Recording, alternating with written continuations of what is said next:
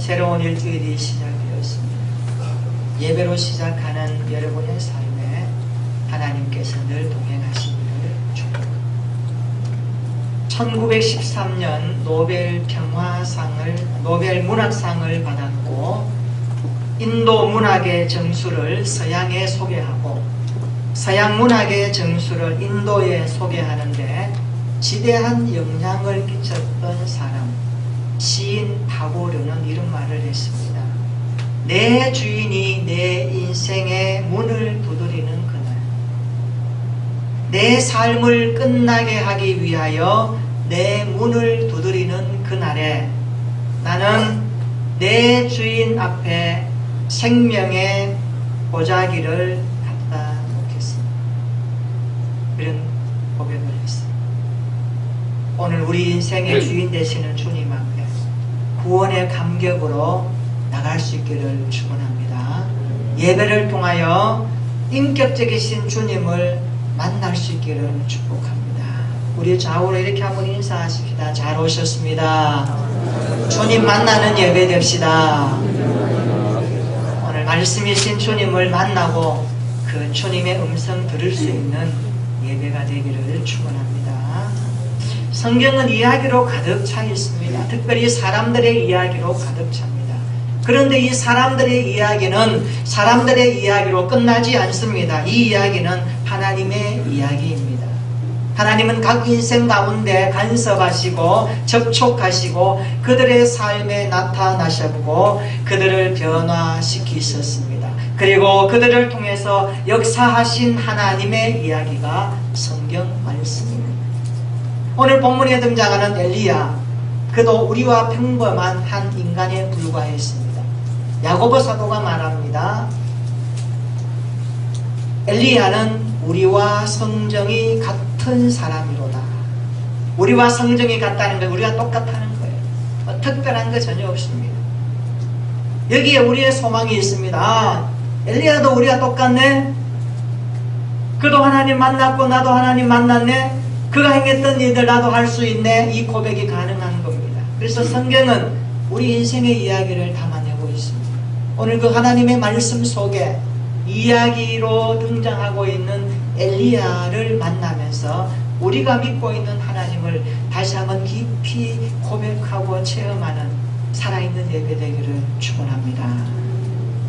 그런데 하나님은 우리와 똑같은 엘리야를 놀라운 사람으로 만드셨습니다. 하나님은 우리와 똑같은 엘리야, 그를 아주 비범한 사람으로 만드셨습니다. 그가 하나님을 의지하고 기도했을 때 놀라운 기적이 나타났고 그 어두운 시대에 하나님의 복음의 역사를 강력하게 선포했던 아주 놀라운 사람으로 소개합니다. 이런 은혜도 우리에게 있었으면 좋겠습니다. 평범한 우리일지라도 주님 만나고 주님 손에 붙잡히면 놀라운 주님의 역사가 우리 앞에 펼쳐지게 될 줄로 믿습니다. 엘리야의 하나님, 나의 하나님으로 고백하는 우리의 예배가 되기를 축복합니다. 엘리야는 열왕기상 17장에 갑자기 등장합니다. 내성처럼 등장합니다. 그는 마른 하늘에 번개와 천둥이 치는 것처럼 역사의 무대에 등장합니다.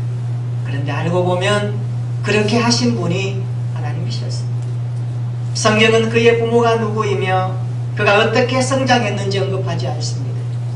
또한 그가 어느 지파에 속했는지도 잘 알 수 없습니다. 그저 그는 길르앗에 우거하는 디셉 사람이라고만 소개하고 있습니다. 디셉은 길르앗의 한 성읍입니다. 그러니까 엘리야는 디셉에서 태어나 길르앗에서 살았던 것 같습니다. 열왕기하 1장 8절에 보면 그를 잠깐 이렇게 묘사합니다. 엘리야는 털이 많고 허리에 가죽띠를 띠었다. 털보였고 가죽띠를 띠었다 라는 것을 보면 그의 이미지가 좀 야성미가 있는 그런 사람으로 우리가 체크할 수 있습니다. 오늘 1절 말씀 이렇게 말씀합니다. 같이 한번 읽어볼까요? 열왕기상 17장 1절 시작. 길르앗에 우거하는 자 중에 디셉 사람 엘리야가 아합에게 말하되 내가 섬기는 이스라엘의 하나님 여호와께서 살아계심을 두고 맹세하노니 내 말이 없으면 수년 동안 비도 이슬도 있지 아니하리라 하니라. 아멘. 지금 엘리야가 상대하는 사람이 누굽니까? 아합입니다. 아합이 누구예요? 성경에 아합에 대해서 많이 기록합니다. 열왕기상 16장 29절 바로 앞에 나오죠. 거기 보면 이렇게 말씀합니다. 읽어볼까요? 열왕기상 16장 29절 시작. 유다의 아사왕 제38년에 오므리의 아들 아합이 이스라엘의 왕이 되니라. 오므리의 아들 아합이 사마리아에서 22년 동안 이스라엘을 다스리니라. 아멘. 아합은 오므리의 아들로 사마리아에서 22년 동안 다스린 이스라엘의 왕이었습니다. 그러니까 지금 엘리야는 왕을 상대하고 있는 것입니다. 그런데 이 부분을 좀 이해하기 위해서 성경의 배경이 좀 필요합니다. 솔로몬이 범죄를 하죠. 그의 범죄의 핵심 내용은 그가 여호와를 떠났습니다. 그러니까 어떤 일이 나는가? 나라가 분열되기 시작합니다. 통일 왕국이었던 솔로몬 왕 때 얼마나 나라가 번창했는지 모릅니다. 그러나 그가 여호와를 떠나죠. 나라가 위태하기 시작합니다. 이스라엘은 둘로 나누기 시작합니다. 북이스라엘과 남유다로 갈라지기 시작합니다. 성경 열왕기상하에서 보면 유다 왕 하면 남유다를 말하고, 그리고 이스라엘 왕 그러면 북이스라엘을 지칭하고 있습니다. 그리고 우리 성경에 읽을 때에 유다 왕 그러면 남쪽 유다를 말하고, 이스라엘 그러면 북쪽 이스라엘을 말하는구나 라고 우리가 이해하고 읽어야 됩니다. 북이스라엘의 왕들은 하나같이 악한 왕이었습니다. 악한 왕들이 다스리는 것이 북쪽 이스라엘이었습니다. 그 중에 아합은 어떤 왕이었는가? 그 중에서도 악하기로 소문난 왕이었습니다. 열왕기상 16장 30절에 보십시오. 아합은 여호와 보시기에 악을 더욱 행하여 그랬습니다. 31절에 보시면 아합 왕은 느바세 아들 여로보암의 죄를 따라 행하는 것을 오히려 가볍게 여겼다. 이 표현이 뭡니까? 아합은 어떤 사람인가, 어떤 왕인가를 아주 실제적으로 알 수 있는 구절입니다. 그는 여호와 보시기에 악을 행했습니다. 미운 짓만 골라 했고, 하나님 싫어하는 짓만 골라 했고, 그리고 느바세 아들 여로보암의 죄를 비교해서 볼 때에 그보다 더 강하고 깊이 있는 죄를 지으면서 나라를 통치한 악한 북쪽 이스라엘의 왕이라는 것을 성경이 말씀합니다. 아합은 느바세 아들 여로보암의 죄를 가볍게 여겼다. 그러면 느바세 아들 여로보암은 어떤 사람입니까? 솔로몬이 범죄하고 났을 때에, 나라가 나뉠 때에 남유다는 르호보암이 왕이 됩니다. 르호보암. 그리고 북쪽 이스라엘은 여로보암이 왕이 됩니다. 좀 비슷하죠? 르호보암, 여로보암. 르호보암은 솔로몬의 아들이고, 여로보암은 느바세 아들이죠. 자, 그런데 왕이 된 이 여로보암이 자기가 다스리는 그 백성들이 그 북쪽에서 남쪽으로 내려와서 예루살렘에 가서 예배를 드리는 것을 못마땅하게 생각했습니다. 그래서 어떻게 하는가? 너희들 저 남쪽까지 내려가서 예루살렘에 가서 예배 드릴 필요 없다.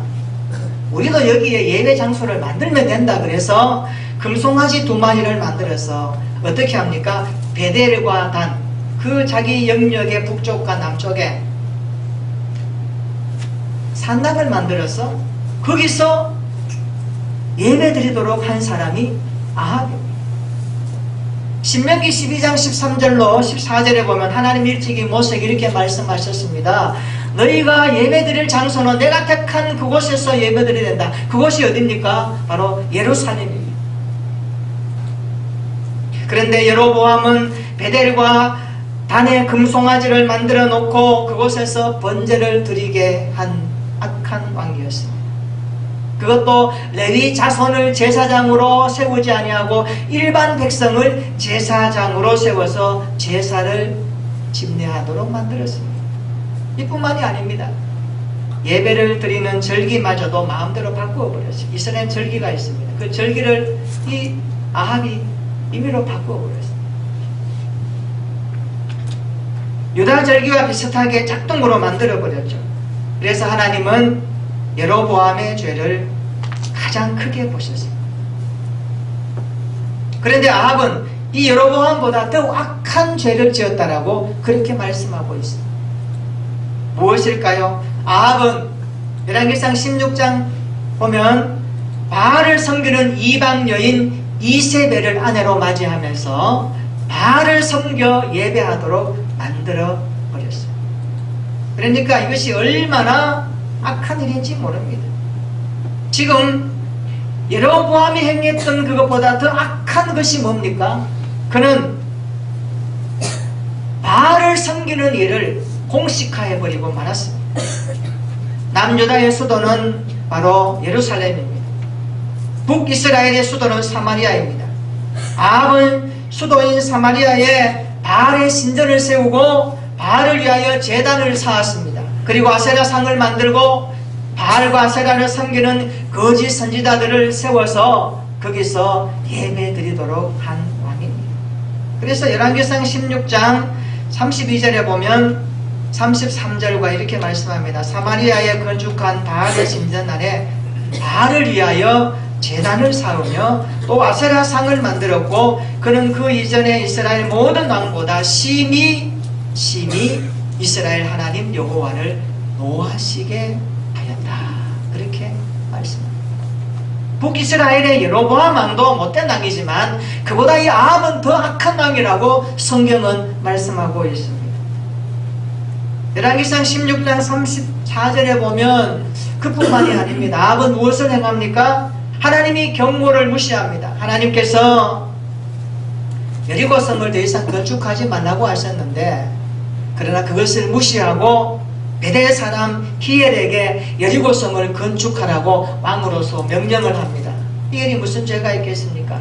왕의 명령이니 행하다가 결국 여리고성을 건축하는 중에 두 아들이 죽고 말았습니다. 이런 시대적인 상황에 하나님은 엘리야를 보내시고 계십니다. 엘리야가 살았던 그 시대는 참으로 어려운 시대였고 영적으로 힘든 시대였습니다.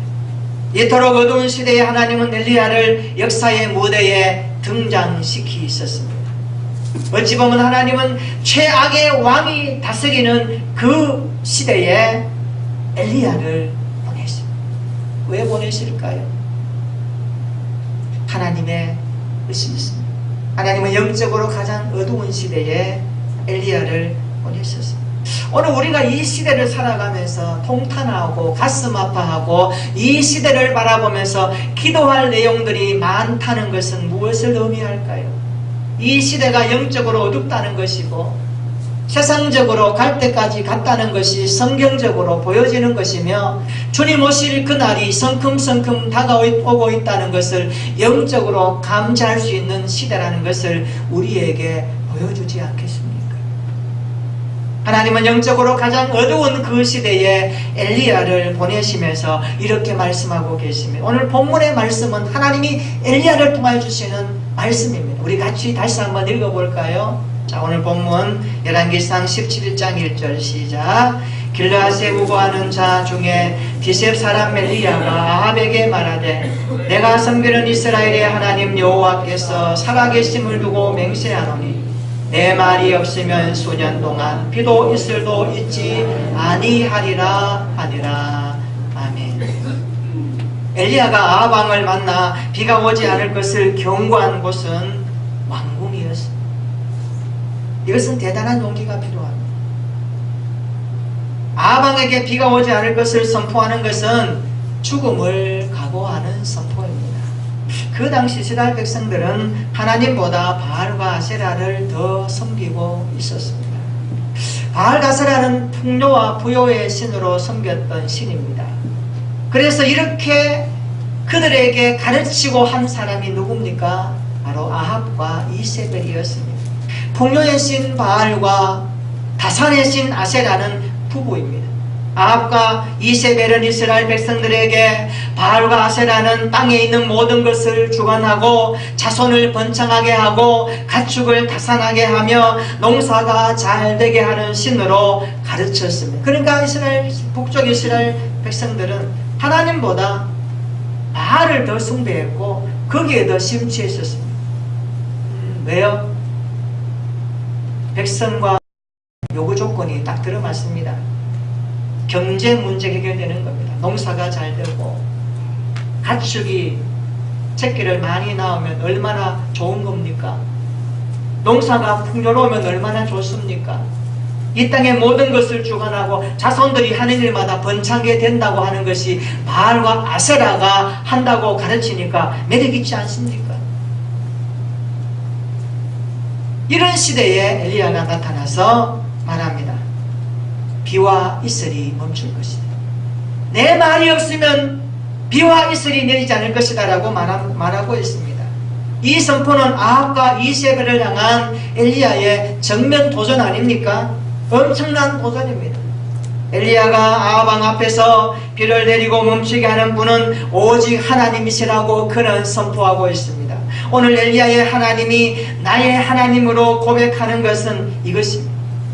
그때 믿었던 엘리야의 하나님, 오늘 또 우리의 하나님이신 줄로 믿습니다. 이 땅의 모든 것들을 주관하시는 하나님이 엘리야가 믿었던 하나님이요, 내가 예수님을 통하여 구원받고 보니 그 주님이 하나님이셨고 그 하나님이 오늘 또 나에게 성령으로 함께 하시고 내 삶을 주관하시는 여호와이심을 고백하기 때문에 엘리야의 하나님은 나의 하나님으로 동일한 줄로 믿습니다. 차이가 있습니까? 하나님은 어제와 오늘이나 영원토록 동일하시다라고 이브리서 기자는 말씀합니다. 그렇다면 엘리야의 하나님, 나의 하나님인데 내가 믿는 하나님은 어디에 계시는가? 오늘 내가 부르짖고 기도할 때 나의 하나님은 어떻게 나에게 말씀하시는가? 이 부분에 우리가 얼마나 많이 갈등합니까? 나의 하나님 어디 계십니까? 엘리야의 하나님은 거기 계셨다면 오늘 나의 하나님은 어디에 계십니까? 오늘 이 시대가 너무 암울합니다. 믿음으로 산다고 사는데도 잘 안됩니다. 삶이 어렵습니다. 이리저리 난관이 많습니다. 걱정은 왜 이렇게 많이 오는지요? 슬픈 일이 얼마나 많이 나타나는지요? 나의 하나님, 엘리야의 하나님 어디에 계십니까? 우리가 때로는 하나님 앞에 한거하면서 드리는 기도 아닐까요? 그래도 오늘 이 말씀을 통해서 우리는 엘리야의 하나님을 만나게 되는 것입니다. 엘리야 하나님은 어떤 하나님입니까? 오늘 본문에서 말씀합니다. 엘리야의 하나님은 따라서 합시다. 살아계시는 하나님. 살아계시는 하나님. 엘리야가 믿었던 하나님은 죽은 하나님이 아니라 살아계신 하나님이라고 그는 고백하고 있습니다. 그는 아방 앞에 서기 전에 살아계신 하나님 앞에 살았던 믿음의 사람이었습니다. 그 엘리야의 이름이 그것을 증명합니다. 엘리야라는 이름은 나의 하나님은 여호와이시다라는 뜻입니다. 그 이름 너무 좋죠. 엘리야, 나의 하나님은 여호와다. 나의 하나님은 여호와다. 엘리야 그 이름 속에 담긴 뜻은 나의 하나님은 살아계십니다. 나의 하나님은 천지를 창조하신 하나님, 전능하신 하나님, 오늘 또 나에게 살아계신 하나님이 엘리야 이름 속에 담겨있는 그 뜻입니다. 엘리야의 하나님을 놓고 만든 노래가 있습니다. 제가 한 소절을 잘 부르지 못하지만 한번 불러보겠습니다. 이런 내용입니다. 주님은 분명히 살아계신 하나님, 간곡한 기도에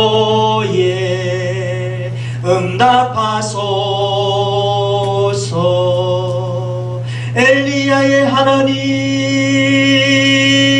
엘리야의 하나님, 나의 하나님.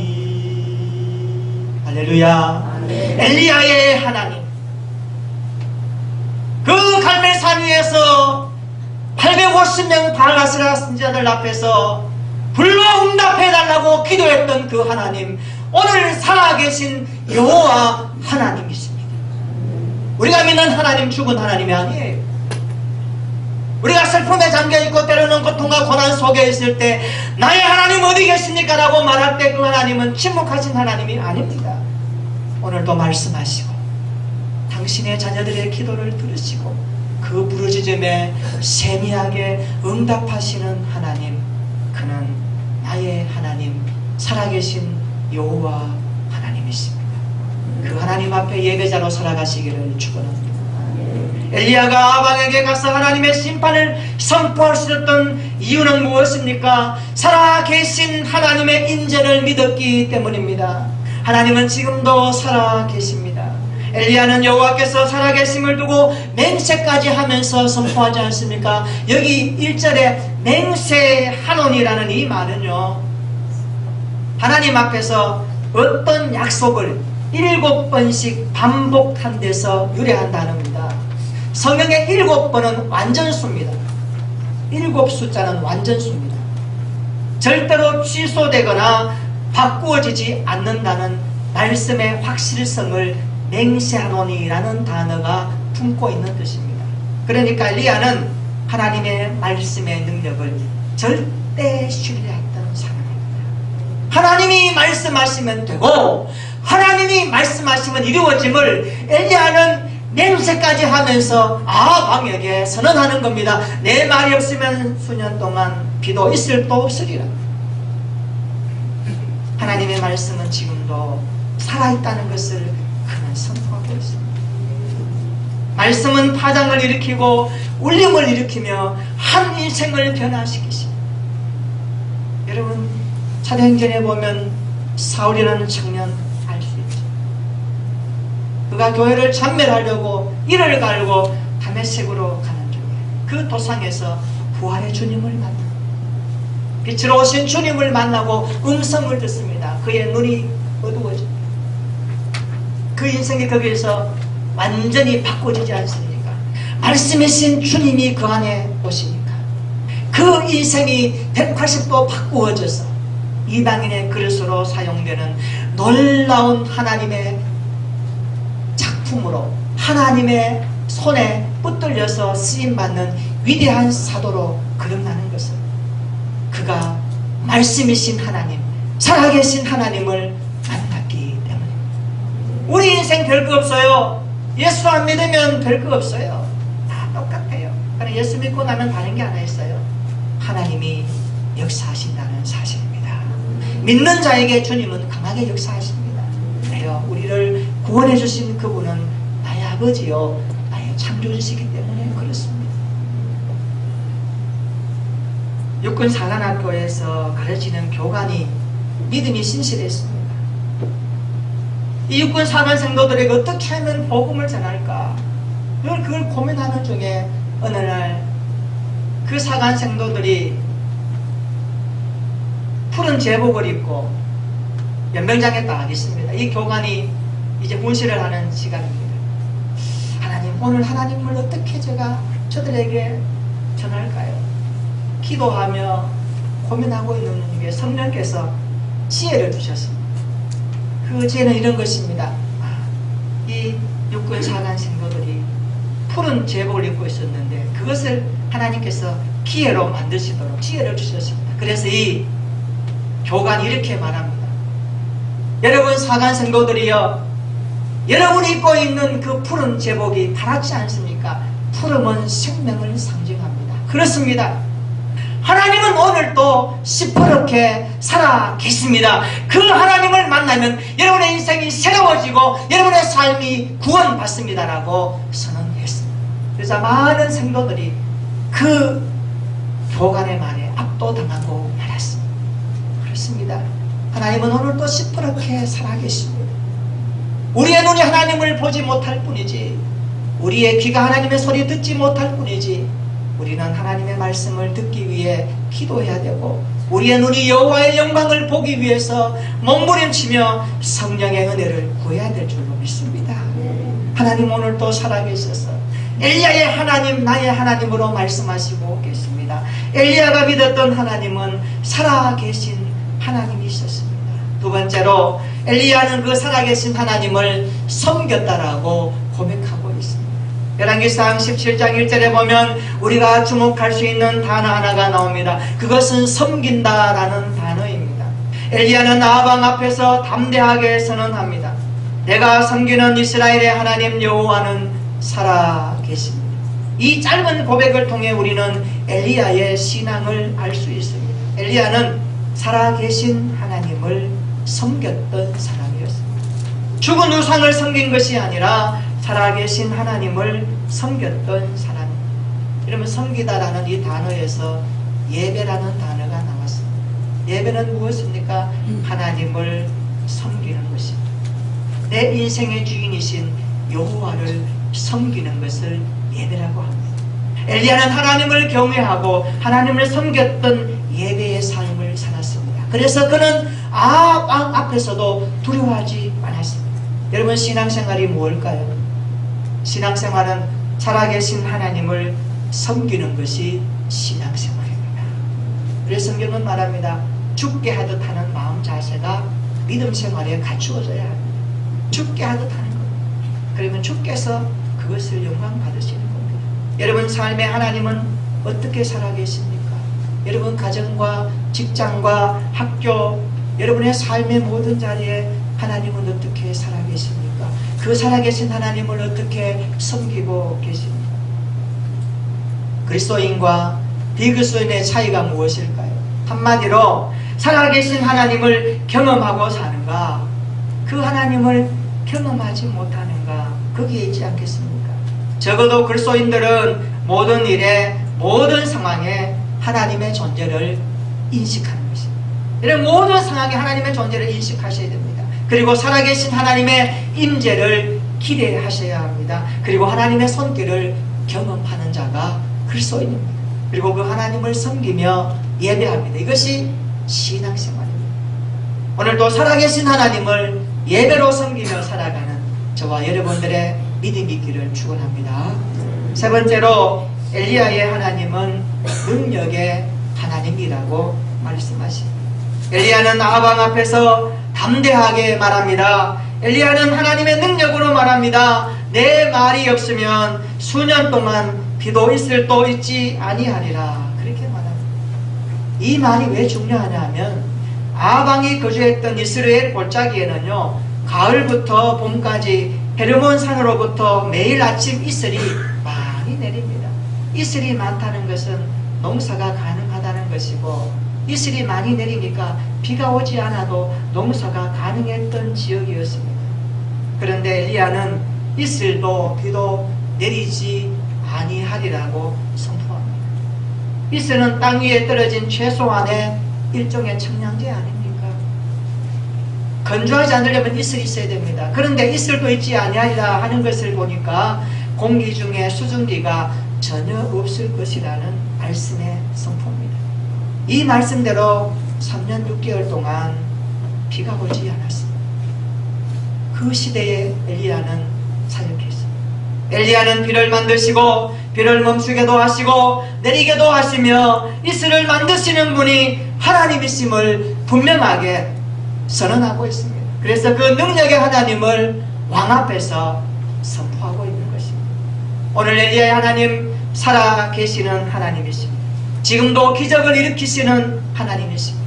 능력을 행하시는 하나님이십니다. 지금 우리 교회 모든 성도들 엘리야의 하나님이 나의 하나님으로 고백할 수 있기를 축원합니다. 엘리야가 만났던 하나님, 나의 하나님으로 경험하는 믿음 생활 되었으면 좋겠습니다. 엘리야의 하나님으로 끝나지 말고 나의 하나님으로 고백하는 우리의 일상이 되기를 축복합니다. 오늘도 나는 살아계신 하나님을 섬깁니다. 괴로워도 힘들어도 아무리 어려운 일이 있어도 나에게 하나님은 살아계십니다. 고백할 수 있기를 축원합니다. 한번 따라서 하십시다. 엘리야의 하나님은 나의 하나님이십니다. 엘리야의 하나님은 나의 하나님이십니다. 그렇다면 엘리야 하나님 어떻게 엘리야의 인생을 인도하실까? 다음 시간에 보도록 하겠습니다. 기도하겠습니다. 우리 함께 기도합니다. 엘리야의 하나님은 지금도 살아계십니다. 하나님은 지금도 기적을 일으키십니다. 능력을 행하십니다. 주님, 모든 일에 모든 상황에 하나님의 손길을 경험하기를 원합니다. 하나님, 우리 교회 모든 성도들에게 엘리야의 하나님이 나의 하나님으로 고백하고 경험하는 신앙 되게 하옵소서. 괴로워도 힘들어도 아무리 어려워도 나에게 하나님은 살아계십니다. 오늘도 나는 살아계신 하나님을 섬기고 있습니다. 이런 그리스도인들로 성장하게 하여 주시옵소서. 우리 자신과 교회를 위하여 합심으로 함께 기도하겠습니다.